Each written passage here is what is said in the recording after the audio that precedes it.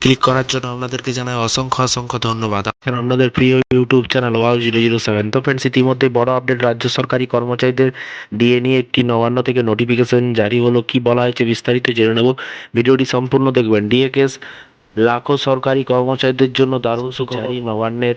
কিভাবে মিলবে টাকা, কিভাবে আবেদন করবেন, বিস্তারিত চলুন আজকের এই ভিডিওটিতে জেনে নেওয়া যাক।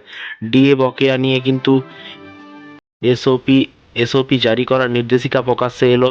9 দফা এসওপি জারি করে কিন্তু সরকারি কর্মচারীদের ডিএ বকেয়া তোলার নিয়ম ঠিক হলো।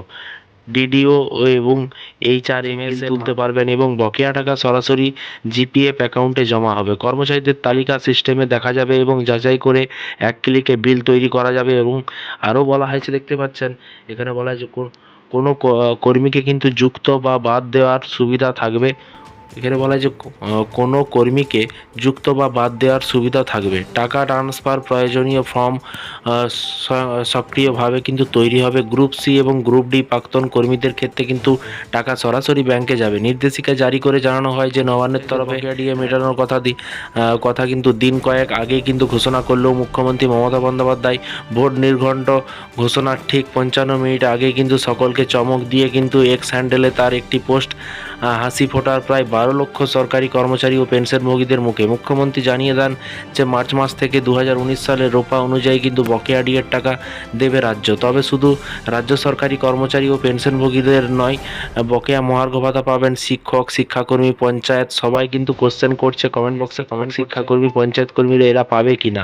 এখানে বলা হয়েছে, দেখতেই পাচ্ছেন, পাবেন শিক্ষক, শিক্ষাকর্মী, পঞ্চায়েত, পুরসভা সহ রাজ্যের অধীনে থাকা স্বশাসিত সংস্থা এবং সরকারি অনুদানপ্রাপ্ত সংস্থার কর্মচারীরাও।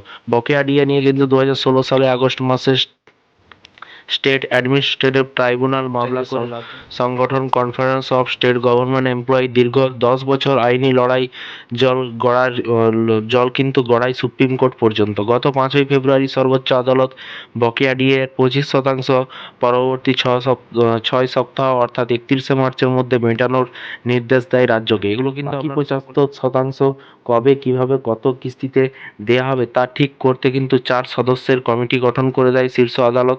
যদিও এসবের মাঝে কিন্তু 25% মেটানোর জন্য সুপ্রিম কোর্টে ডিসেম্বর পর্যন্ত সময় চেয়েছিল রাজ্য। ফলে সব মহলই কিন্তু ধরে নিয়েছে যে নির্বাচনের আগে বকেয়া ডিএ পাওয়া যাবে না।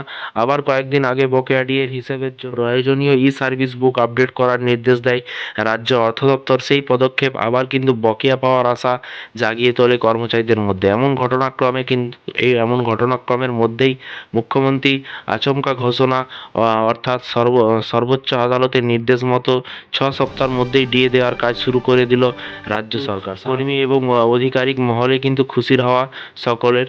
এবং সকলের পরবর্তী প্রশ্নগুলি দেখুন এখানে।